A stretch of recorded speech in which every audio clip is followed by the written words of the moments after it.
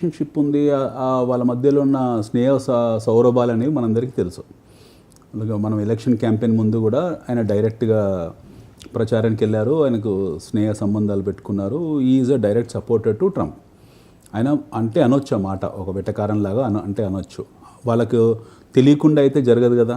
Trump రావడం భారతదేశానికి అనేది, అది ఎలన్ మస్క్ రావడం, టెస్లా రావడం అనేది వాళ్ళ నోటీస్తో జరగకుండా అయితే ఉండదు కదా. ఒకటి. రెండోది, without the approval of the American consulate, దాని సంబంధం లేకుండా అయితే మనకు ఇంపోర్ట్స్ ఎక్స్పోర్ట్స్ జరగవు. సో ఇవన్నీ ఆల్రెడీ ఇట్స్ బీన్ హ్యాపెండ్. వాళ్ళ మధ్యలో చర్చలు జరిగిన తర్వాత ఇవన్నీ బయటకు వస్తాయి. ఇవేంటంటే మామూలుగా మాట్లాడుకోవడం లాంటివి. సార్ శ్రీశైల్ సార్ అన్నట్టు, when it comes to national interest, Trump is a statesman. ఆయన అమెరికన్ ప్రెసిడెంట్స్ అందరినీ కూడా స్టేట్స్ మ్యాన్ అని అంటాం మనం. They are less politicians, more are nationalist, వాళ్ళు స్టేట్స్ మ్యాన్స్. ప్రధానమంత్రి మోదీ గారు రియాక్ట్ కాకపోవడం కారణం ఈయన స్టేట్స్ మ్యాన్. అవసరం లేదు, రియాక్ట్ కావాల్సిన అవసరం లేదు ఆయనకు. As a prime minister of India, he don't need to react for small silly things. ఈయన పెద్దరికి అక్కడే ఊహించుకున్నారు. ఒకవేళ దాన్ని రిటార్ట్ ఇచ్చుంటే, ఇప్పుడు మెక్సికన్ ప్రెసిడెంట్ ఏం చేశారు? ట్రంప్ సుంకాల మీద, ట్రంప్ యాటిట్యూడ్ మీద రిటార్ట్ ఇచ్చాడు. కరెక్ట్ వారం తర్వాత ఏం జరిగింది? Gulf of Mexico Gulf of America అయిపోయింది. ఆ పెనిన్సులా రీజన్ మొత్తం కూడా మన గల్ఫ్ ఆఫ్ మెక్సికో అనుకునే వాళ్ళము, దాన్ని గల్ఫ్ ఆఫ్ అమెరికా అని చెప్పి గూగుల్లో పబ్లిష్ చేసేసుకున్నారు వాళ్ళు డైరెక్ట్గా. సో అమెరికా ఇస్ అ బలమైన దేశం, అది చాలా బలవంతులు వాళ్ళు. ఆర్మీ పరంగా కానివ్వండి, సైనిక పరంగా కానివ్వండి, లేకపోతే ఆయుధాలు ఒక్కటే కాదు, ఈవెన్ బయలెటరల్ విషయాలు కానివ్వండి, వాళ్ళ ట్రేడ్ కానివ్వండి, వెరీ స్ట్రాంగ్ పీపుల్. సో వాళ్ళకు ఒకరికి భయపడాల్సిన అవసరం లేదు. They don't care anyone. So ఎప్పుడైతే మెక్సికన్ ప్రెసిడెంట్ రిటార్ట్ ఇచ్చాడో, ఇమీడియట్గా ప్రపంచ పట్టణంలో వాళ్ళ పేరే మారిపోయింది. Gulf of Mexico has become Gulf of America. So మనకు ఇవన్నీ మనం పరిశీలిస్తుంటాం, ప్రతిరోజు అబ్జర్వ్ చేస్తుంటాం. మనకు అడ్వాంటేజ్ ఏంటంటే, ఆయన అన్ని దాటుకుంటూ మన దగ్గర వచ్చేప్పటికీ మిగతా ప్రధానమంత్రులు, ప్రెసిడెంట్లు ఇచ్చిన రియాక్షన్స్ని మనలో దృష్టిలో పెట్టుకొని ముందు జాగ్రత్త చర్యలు తీసుకొని ఏం మాట్లాడాలో ఏం మాట్లాడకూడదో తూకం వేసుకొని మాట్లాడారు. రెండోది, India is never been an aggressive nation in terms of bilateral dialogue.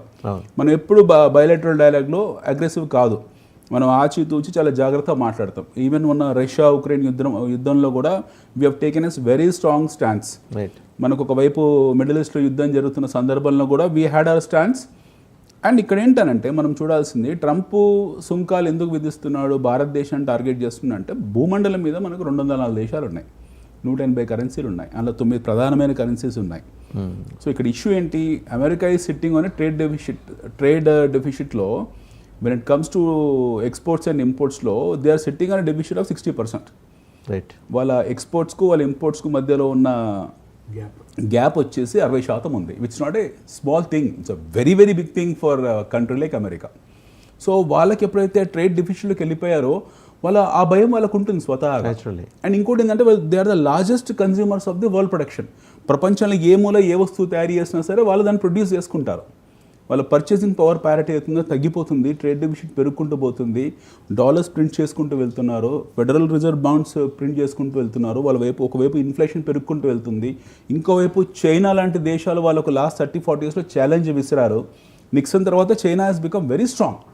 Nixon వరకే అమెరికన్ ది గోల్డెన్ పీరియడ్. దాని తర్వాత వాళ్ళు రకరకాల ఇష్యూస్లో ఇన్వాల్వ్ అయిపోయి they got into so many troubles. ఇప్పుడు America is sitting on trade deficit.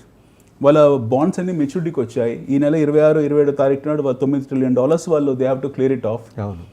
దాన్ని roll over చేసుకోవాలి. తర్వాత $50 trillion వాళ్ళ అప్పుల్లో ఉన్నారు, paper money. So they are in deep trouble. దీనికి తోడు ఏం జరిగిందంటే, బైడెన్ అడ్మినిస్ట్రేషన్ ఇక్కడ 2 జరిగాయి. ఒకటి, సబ్ప్రైమ్ క్రైసిస్ మనకు 2008లో వచ్చినప్పుడు అందులో నుంచి బయటపడడానికి బెయిల్అవుట్ ప్యాకేజ్ ఒబామా ఇచ్చాడు. ఆ టైంలో ప్రింట్ చేసి చైనాకి ఇచ్చేశారు అవన్నీ కూడా. ఆయిల్ బాండ్స్ రకాల అని గల్ఫ్కి ఇచ్చారు, ఈ ట్రేడ్ బాండ్స్ అని చైనా వాళ్ళకి ఇచ్చారు. అదొక ఊబీ ఆల్రెడీ తయారై ఉంది వాళ్ళకు. ఆ టైంలోనే ఫ్రెడ్డీ మ్యాక్ఫెన్నీ ఇలాంటి లేమ్యాన్ కంపెనీస్ ఎగిరిపోయాయి. దాని తర్వాత ఒబామా కేర్ అని ఒక ఎక్స్పెన్సివ్ అది స్టార్ట్ చేశారు వాళ్ళు, హెల్త్ కేర్ యాక్టివిటీ స్టార్ట్ చేశారు, విచ్ ఇస్ వెరీ ఎక్స్పెన్సివ్.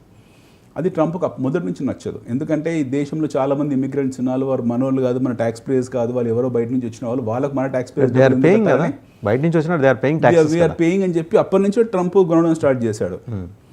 దాని తర్వాత ఆయన ప్రధానమంత్రి కాగానే, ప్రెసిడెంట్ ఆఫ్ అమెరికా కాగానే ఇమీడియట్గా he has taken actions on certain things. ఒబామాకి తీసేసాడు, రకరకాల యాక్టివిటీస్ తీసేసి he ensured that his economy is back on track.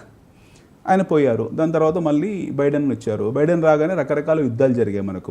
ఇక్కడ మిడిల్ ఈస్ట్లో యుద్ధాలు జరగడము, ఎస్పెషల్లీ వెస్ట్ ఏషియాలో జరగడము, ఉక్రెయిన్కు బహిరంగంగా వీళ్ళు వెళ్ళి సపోర్ట్ చేయడము, నాటో దేశాలను పూర్తి స్థాయిగా అమెరికా పోషించడము. నాటోలో ఈవెన్ టీ తాగాలన్నా మంచినీళ్ళు తాగాలన్నా కూడా ఆ డబ్బంతా అమెరికాదే, నాటో దేశాలది. మొత్తం నాటో దేశాలు ఇన్ని దేశాలున్నా కూడా వాళ్ళ ఖర్చులని మేమే భరిస్తున్నామని చెప్పి మొదటి నుంచి ట్రంప్ మాట్లాడుతున్నాడు. Why we have to pay alone, why have to take the burden of entire NATO, what other countries are doing, why they are not contributing అని ట్రంప్ మొదటి నుంచి అంటున్నాడు. రెండోది వచ్చేప్పటికీ ఈ ఉక్రెయిన్ రష్యా యుద్ధంలో America pump billions of dollars, billions of dollars pump చేసింది America, which for no reason. అందులో రీజన్ కూడా పెద్ద అందులో రీజన్ కానీ లేకపోతే జాతి వైషమ్యాలు కానీ లేకపోతే వాళ్ళ మధ్య తరతరాల పోరాటాలు కానీ ఏమీ లేవు. ఒకప్పుడు రెండు అంతర్భాగమే. బైడెన్ ఆ విషయంలో తీసుకునేదానికి భిన్నమైన నిర్ణయం ఇవాళ ట్రంప్ తీసుకున్నాడు. ఇక సో ఒక $200 బిలియన్ అక్కడ పంప్ చేశారు. అది he was not liking it. వాళ్ళకు ఇవన్నీ చేయాలంటే ఎట్లా డబ్బులు, ట్యాక్స్ పేస్ మనీ కట్టాలి. అమెరికాలో ఎప్పుడో పాతకాలం నాటి రోడ్లు, అక్కడ భయంకరంగా స్లమ్స్ పెరుగుకుంటూ పోతున్నాయి, రోజు రోజుకు నిరుద్యోగం పెరుగుకుంటూ పోతుంది, ఇమిగ్రేషన్స్ ఉన్నాయి, ఓట్ బ్యాంక్ పాలిటిక్స్ బైడెన్ చేశాడు. దాదాపు 2 కోట్ల ఓట్లకు అంతు పొంతులు లెక్కలు లేవు అక్కడ. మన భారతదేశం నుంచి ఒక రకరకాల అంచనాలు ఉన్నాయి. ఒకరు 7 లక్షల మంది అంటారు, ఒకరు 10 లక్షల మంది అంటారు. డిపార్ట్మెంట్ ఆఫ్ హోమ్లాండ్ సెక్యూరిటీ ఇస్తున్న లెక్క 3.5